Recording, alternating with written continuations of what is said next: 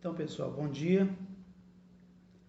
Estou aqui de novo, na tentativa de mostrar e convencer alguns desta situação que passamos, que eu tenho visto agora, nesses últimos dias, nesses últimos meses, e até em complementação àquele outro vídeo que nós gravamos, sobre o número muito crescente de pessoas portadoras de distúrbios psicológicos reclamando de sintomas, reclamando de sensações, de medos. Então, na verdade, esse vídeo aqui seria só para reforçar, aqueles anteriores nossos e pedir, que a gente fique mais focado em nossa saúde física, por exemplo. Como assim? Acreditando nos médicos, acreditando nos exames médicos que nós fizemos. E a base, como eu sempre digo, é isso. Você faz o exame médico, faz o exame físico e esquece o resto, porque aí é o seguinte, olha bem, a gente vai ao médico, o médico fala que não tem nada, está no físico, aliás, está no psicológico. E geralmente ele nos orienta a buscar ajuda psiquiátrica, psicológica, não é isso? Mas a gente faz de duas formas. Primeiro, a gente não acredita no médico, chegamos ao ponto às vezes de falar que o médico é burro, que o médico não sabe nada, que o exame estava errado, que a máquina, que o equipamento que fez o exame lá não presta, já ouvi isso. E outra, segunda coisa é que a gente não segue aquela orientação de buscar a ajuda psicológica, psiquiátrica. Uns têm medo, outros não gostam, outros têm motivos para não buscar. Isso não vamos questionar. Mas o que pode ser questionado é que uma reação a pessoa tem que ter. Ela tem que fazer alguma coisa, fazer algum movimento para alterar isso. Porque todos nós sabemos que essa doença, esses distúrbios, ele tem um ciclo. E o ciclo dele começa com os pensamentos recorrentes, aqueles pensamentos intrusivos. E geralmente a pessoa, mas eu senti do nada. Geralmente do nada não é, porque se a gente fizer uma rememoração do que nós pensamos no dia, no ontem, na semana, a gente percebe que os nossos pensamentos sempre foi coisa de doença, coisa negativa, assistindo televisão, esses jornais assim, esses telejornais, essas notícias, ainda mais nesse período agora, que a política, essa coisa da pandemia, fica se questionando se o lado A, se o lado B, se está certo, se a pandemia, o quanto de mortos, o quanto de infectados na cidade, no bairro. Então, o que acontece? A gente fica pressionado por isso. Se a gente tivesse um controle, tudo bem, a gente saberia diluir a verdade, saber racionalizar isso e colocar dentro de um contexto da nossa lógica. Mas o que a gente faz? A gente absorve isso e coloca em nós isso, diferentemente das pessoas que não sentem como nós. Então, eu sugeriria, já sugeri e bato na mesma tecla, que a gente procure evitar isso. Mas eu vou viver alheio à realidade? Não vamos viver alheio à realidade, mas pelo menos momentaneamente, enquanto a gente não souber controlar, não tiver equilíbrio sobre isso, é de bom tom a gente evitar. Mas cada um vai escolher conforme o seu pensamento, é apenas uma sugestão. Essa coisa de acreditar na medicina, nos exames, nas consultas, por quê? A gente sabe que a doença começa nos pensamentos recorrentes, aqueles pensamentos intrusivos. Aí do pensamento intrusivo começa o medo gera ansiedade, e a ansiedade gera todos aqueles sintomas. Quanto mais sintomas a gente tem, mais aumenta o medo, aí mais aumenta a ansiedade, e a gente não sai desse ciclo. Então precisa que a gente comece a interromper os pensamentos intrusivos e os medos, porque aí a gente interrompe o ciclo. Enfrentar algumas situações que nos deixa preso. Por exemplo, esse caso de sair, de fazer alguma atividade. Assim, eu sugeriria que nós não deixássemos de fazer nada, nada, nada. Tudo que nos der medo tem que ser feito. Que é uma forma de enfrentar, a gente andar na contramão desse distúrbio. Porque o que nos vai tolher, o que nos vai interromper de viver, né, seria o medo de sair, o medo de fazer, o medo de... Entendeu? Tem gente que tem medo até de alimentar, de comer, de passar mal. Já vi gente falar, eu tô morrendo de fome, mas tem medo de comer e passar mal. Então, aqueles medos injustificáveis, né? Porque tem medo que é justificável. Você ter medo de sair na rua por causa da violência e do trânsito, que hoje em dia talvez o trânsito não esteja, mas assim, até justifica, mas mesmo assim você não pode deixar de fazer as coisas que você tem que fazer. Agora, o medo de sair por ter medo, sem ter uma justificativa que dê respaldo a esse medo, que dê sustentação a esse medo, um medo injustificável, a pessoa ter medo de alimentar, né? Medo de ir ao médico, isso é medo inconsequente, medo sem fundamento. Então é contra essas coisas que nós temos que lutar, para sairmos daquele ciclo, lutarmos contra o medo, os medos, né? Enfrentarmos os medos, as situações, as circunstâncias que nos deixam presos ao medo e principalmente aos pensamentos, que é nos pensamentos que começam tudo. Isso para aqueles, quer dizer, a pessoa que consegue, olha bem, seria uma coisa bacana se todo mundo conseguisse isso. Principal, acreditar na medicina, nos exames. Segundo, seguir a orientação de que geralmente a gente tem que ir ao psiquiatra, ao psicólogo. E, conjuntamente, lutar contra esses medos, contra esses pensamentos intrusivos, fazer tudo ao contrário. Quando o pensamento fala assim, ó, você não pode fazer isso, aí você vai e faz. Quando você tiver medo de sair, faça, saia. Não vá, eu queria ir no mercado, e não tem medo, mas vá. Então, são essas atitudes que vão nos organizar, que vai nos deixar em condição relativa de equilíbrio. Porque senão a gente não sai desse ciclo, gente. Não sai, infelizmente. 99% do equilíbrio, não vou falar nem de cura, do equilíbrio é nosso. Não vamos ficar esperando que o outro faça, que o outro venha, que alguém nos oriente, que Deus vai fazer o milagre, que a religião vai tirar isso de nós, que não vai. Isso é nosso. A gente tem que abraçar isso como nosso e arrumar formas de sair disso.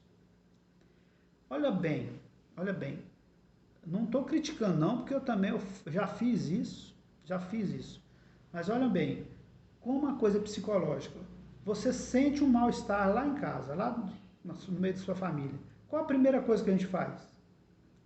O certo seria procurar se está realmente pensando em doença, sofrendo um mal súbito, uma coisa qualquer, é correr para o hospital. Mas o que a gente faz? A primeira coisa, você entra no grupo, ou procura um amigo que também sente, para falar para ele. O que o amigo está lá, no outro bairro, na outra cidade, no outro estado, no outro país, vai poder fazer por nós? Não é isso? Para a gente perceber o quanto é psicológico. Se eu estou sentindo um mal súbito, se eu sei que é uma doença ali, uma coisa, suponho, um trem de coração, que normalmente a gente fala AVC, infarto, e no tumor, geralmente a gente gira em torno disso.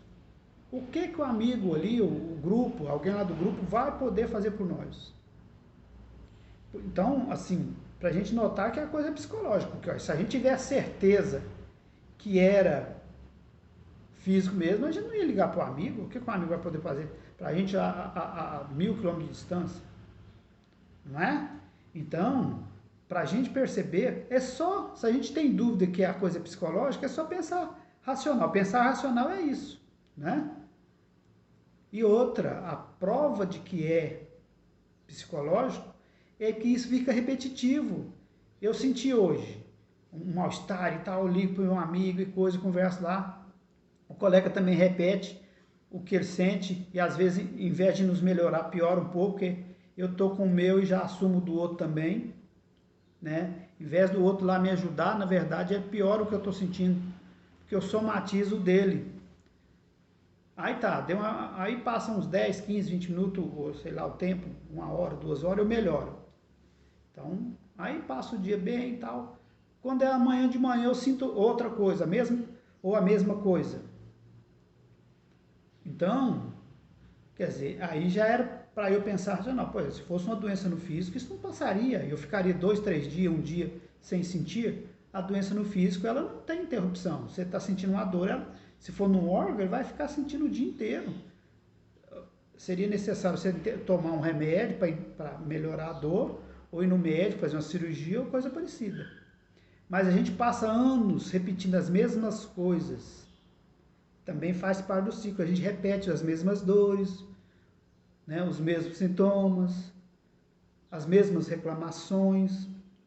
Isso, gente, se a gente for pensar no momento assim, de lucidez nossa, que a gente tem os momentos de lucidez, a gente poderia chegar à conclusão e falar, não, peraí, eu fui no médico, o médico falou que não tem nada, né, mas apesar de tudo isso, eu continuo sentindo, e eu sinto isso todos os dias, né? Passa um dia, ou às vezes fico bom um dia, 2 dias, depois daí 2, 3 dias eu sinto de novo. E olha que a coisa, olha outra coisa para provar que é psicológico. Quando, e a gente, por temer que alguém fale com a gente, que a gente já sentiu, a gente já entra assim falando assim, ó, eu nunca senti isso. Claro, eu já ouvi muita gente falar, eu nunca senti isso. Eu converso com pessoas há 10 anos, e eu também fazia isso. Não estou criticando, eu estou assim, no intuito de ajudar. Para mostrar que a coisa é mais psicológica do que física. Eu fazia isso também, né? Falava assim, olha, nossa, eu estou sentindo uma coisa que eu nunca senti. Por quê? Era uma forma de defesa para o outro já falar, para o outro lá já não falar. Fala, não, você já sentiu sim, você já me falou isso. Então eu já antecipo falando, não, eu nunca senti isso. Claro que já sentiu. Né? E a gente tem que lembrar que lá, quem entrar no Google vai ver que os distúrbios de ansiedade tem mais de 100 sintomas, parece que está chegando a 200, sei lá. Então, é nisso que a gente tem que se atentar, é ver essas reações nossas, pensar assim, ó, se fosse uma doença no corpo, suponha no coração, isso não passaria, eu ficaria sentindo isso a vida inteira, o tempo todo. Então, se às vezes há uns momentos de estabilidade, é porque não é no físico, é na mente. Então são esses momentos que a gente tem que usar como racionais. Vocês estão entendendo? Porque senão a gente não sai desse ciclo. Preciso que a gente saia disso. Preciso que a gente acredite no diagnóstico médico. Precisa que se a gente não quer ir no psicólogo, no psiquiatra, tomar remédio, cada um tem o seu pensamento. Mas pelo menos precisa haver algum movimento de reação, não se entregar aos medos, não se entregar aos pensamentos intrusivos. Tem gente que não sai de casa. E quanto mais a gente faz isso, mais a gente se entrega à doença, porque a gente está entendendo, o psicológico está entendendo que eu estou naquele instinto de defesa. Aí piora mais, porque aí eu fico com sintoma, os sintomas geram medo, e o medo gera mais ansiedade. Aí o ciclo vai aumentando. É nisso que eu gostaria de alertar. Né? Eu sei que poucos vão entender, poucos vão pôr em prática, mas eu gostaria, né, no último assim, sentido de ajudar, de que alguém tentasse, algum de vocês tentasse fazer isso, acreditando no médico e fazendo esses passos. Quem não quer ir ao psicólogo, psiquiatra, tomar remédio, essas coisas, tem que tomar uma atitude. O fato de ir ao médico, de ir ao psiquiatra, de ir ao psicólogo, ao terapeuta, já é uma reação, já é uma forma de reagir a tudo isso. Mas quem não quer, quem prefere, vamos respeitar, Mas aí tem que tomar outra forma de reação, enfrentar por si só, fazer os enfrentamentos dos medos, fazer os confrontos dos pensamentos, pensar racional, utilizar a inteligência racional para, né, fazer a mente entender, o cérebro entender, o seu psicológico entender, que aquilo é só uma intrusão, só um pensamento negativo e sair desse ciclo. Porque senão, gente, vamos ficar 10, 15, 20 anos. Eu volto a dizer, eu sinto sim tudo isso. A diferença entre quem equilibra e quem não equilibra, o que equilibra, ele aprendeu a sentir e diluir, porque ele sabe que a coisa não é do corpo, né? Não deixar que as coisas externas, a política, a saúde dos outros, tem coisa que não está no nosso alcance. A saúde do parente que está lá moribundo, está sentindo alguma coisa, a saúde do país, a quantidade de mortos da pandemia, não está no nosso controle. A gente não pode controlar isso. Né? O governo lá que está fazendo coisa errada, o partido do adversário que está falando abobrinha lá e que quer interferir nas... Isso não é da nossa alçada, a gente não tem como resolver. E a gente começa num processo ansioso por causa disso, de sofrimento por causa disso. Então vamos resolver o que está no nosso alcance, nas nossas mãos aqui. O que está nas nossas mãos é tomar uma decisão com relação a isso que a gente sente. Né? Uma das coisas que a gente sente e sabe a origem é ficar envolvido com esse emaranhado de notícia, de coisa negativa.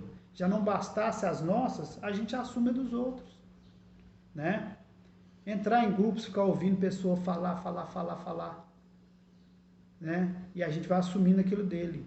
Assumindo. Né? E outra. Então, é isso que a gente precisa. É falta de caridade você deixar de ouvir o outro? Não. Mas você precisa expor sua ideia para ele. Porque você expõe e concorda com ele, né? Aí começa a passar a sua também, o que acontece? Há uma interação ali de coisa negativa. Você assume o dele e ele assume o seu. Aí você passa mal de cá com os seus e com o dele, ele passa mal de lá, com o dele e com os seus. Então, precisa cortar isso também. Não, meu amigo, vamos ler o livro assim, tem um vídeo lá do psicólogo tal, do psiquiatra tal, que fala o que a gente deve fazer, né? Dos pensamentos intrusivos, da influência dos nossos pensamentos, dos nossos medos. Lá tem um vídeo que fala desse jeito. Vamos estudar ele, vamos ler, porque você tira a pessoa daquele foco e você também sai. Agora, quanto mais eu alimento aquilo em mim e alimento nos outros, a tendência é crescer em mim e crescer nos outros. Eu já falei e vou repetir. Eu gosto de conversar com pessoas que falam de saúde, de solução. Porque aquilo me alimenta, me traz conforto, me traz equilíbrio e eu passo para o outro também. Porque você entrar em grupos e falar com pessoas que só fala doença, estou sentindo. Mas o que você fez para melhorar? Aí a pessoa nem te escuta. Vocês podem prestar atenção. Quando você começa a conversar com a pessoa e fala assim, mas você tem feito alguma coisa para mudar? Aí a pessoa faz de conta que não escuta e continua falando, repetindo. Então, assim, é psicológico, não é por maldade dela não. Mas ela entrou tanto na vibe da doença, do desequilíbrio, que as coisas da cura, do equilíbrio, não interessam para ela. Ela entra naquele ciclo de reclamações, de medos, de ansiedade e não sai. Toda sugestão de saúde, de equilíbrio que ela ouve, que ela lê, ela não acredita. Para ela vale o que ela sente. Então é desse ciclo que a gente precisa sair. Tá bom? Então que Jesus nos proteja, né? Espero que cada um a seu modo se equilibre. Eu sei que muito que eu estou falando aqui ninguém vai ouvir, muito poucos vão prestar atenção, mas um ou outro que ouvir e tentar colocar em prática vai ver. Claro, gente, e tem outra. Muitas pessoas falam assim, mas eu estou tomando remédio e não adianta. Eu estou fazendo isso, aquilo, você falou para fazer isso assim, eu fiz e não adianta, não melhorou. A gente é tão ansioso que a gente quer que resolva. A gente muda o pensamento hoje e quer que amanhã já esteja bom. Se a gente traz isso há 10, 15, 20 anos, 5 anos, não é de uma hora para outra que isso vai sarar, que isso vai equilibrar. Precisa insistência, né? Quando você vai na academia, você tem um corpo todo estourado aí, né?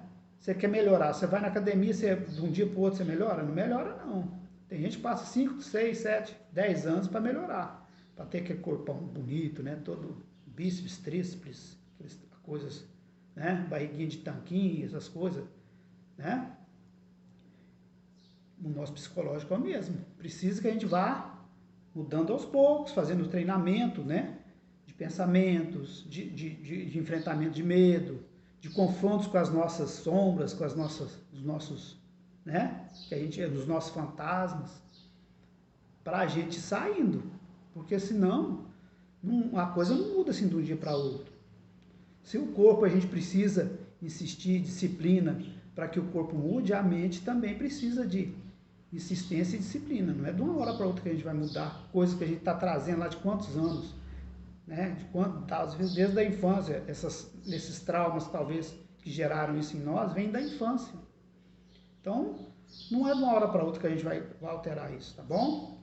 Então tá, espero que a gente vá mudando isso e vá enfrentando essas dificuldades aos poucos.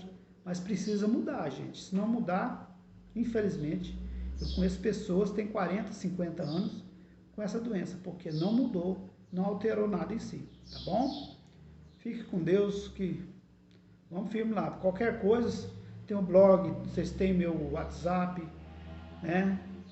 À medida que eu puder ajudar, a intenção é ajudar. Estou aqui, falou? Fiquem com Deus, até a próxima.